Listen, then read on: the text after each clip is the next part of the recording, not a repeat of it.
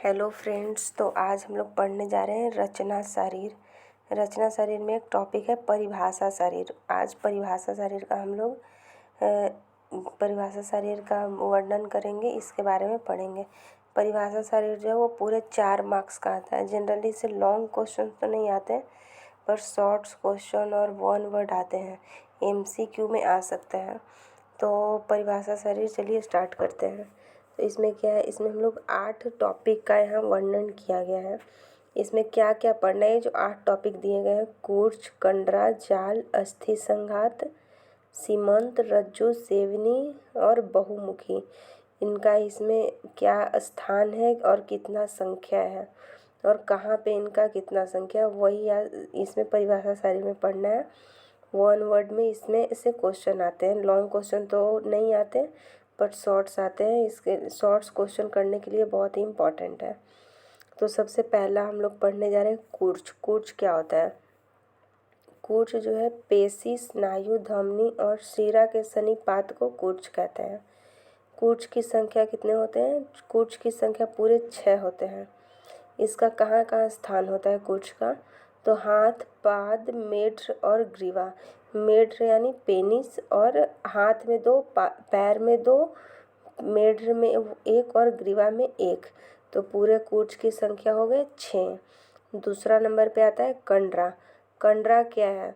तो कंडरा के बारे में इसे डिफाइन कर सकते हैं। कंडरा फाइब्रस कनेक्टिव टिश्यू की एक कोड के समान रचना है, जो पेशी के साथ रहकर उसे किसी बोन के साथ अटैच करती है। ये कैसा होता है इसका रचना? यह गोल एवं कठोर रचना का होता है। कंडरा का संख्या कितने होते हैं? पूरा 16 होते हैं। हस्त, पाद, ग्रीवा, पृष्ठ। हस्त में 2, पाद में 2, हस्त में 4, पाद में 4, ग्रीवा में 4 और पृष्ठ में 4। तो ये पूरे संख्या इसकी हो गई क्या? 16। फिर तीसरा नंबर पे आता है फ्रेंड्स जाल। जाल क्या है? शरीर में तंतुओं के जाल के समान रचना को जाल कहते हैं।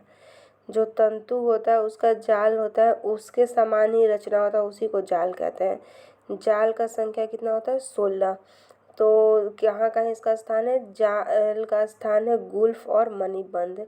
गुल्फ में 8 होता है और मणिबंध में 8 होता है। तो ये 8 जो होता है वो कहाँ कहाँ होता है? मांस, शिरा, स्नायु, अस्थि, ये सब में 2-2 होते हैं।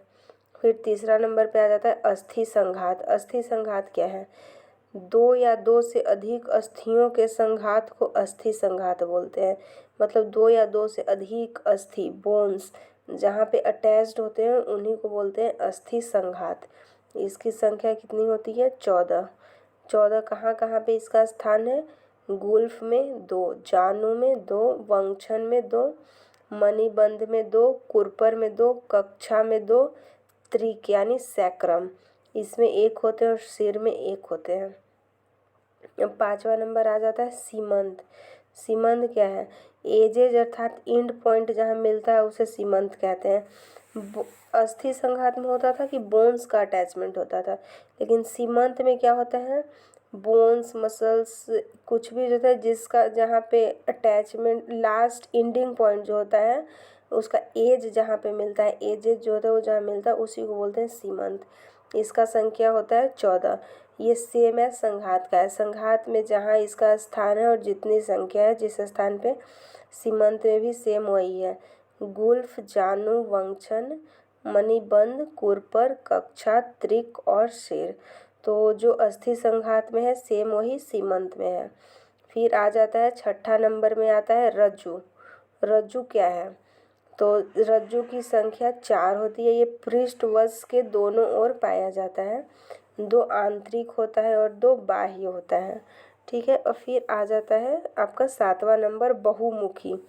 बहुमुख स्रोतर। इसमें क्या क्या आता है बहुमुख स्रोतस में? According to Sushruta. सुश्रुत के अनुसार बहुमुखी स्रोतस मतलब जो बाहर की ओर जिसका छिद्र खुल रहा हो उसको बोलते हैं बहुमुखी स्रोतस।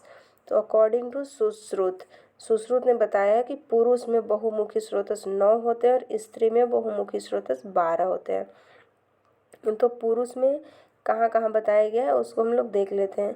नेत्र 2, कर्ण 2, नासिका 2, मुख 1, एनस एक और सिसन एक।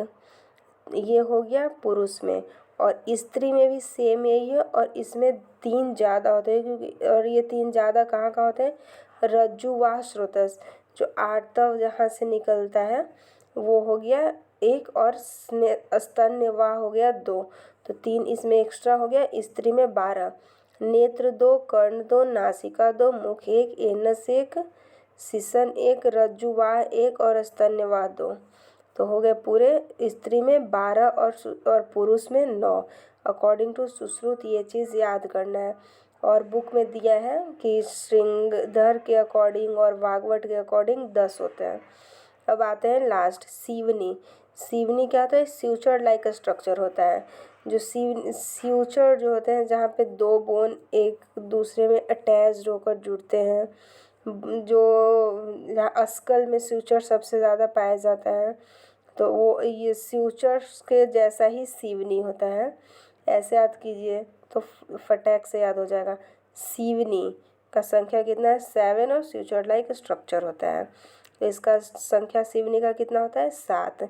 अस्कल में 5, और टंग के इन्फीरियर सरफेस में 1 सीवनी पाया जाता है, और एनस में 1 सीवनी पाया जाता है। तो आज ये परिभाषा शरीर कंप्लीट हुआ, और इसे एक बार ढंग से पढ़ाई कर लीजिएगा। अगर वीडियो अच्छा लगे तो लाइक और सब्सक्राइब ज़रूर कीजिएगा।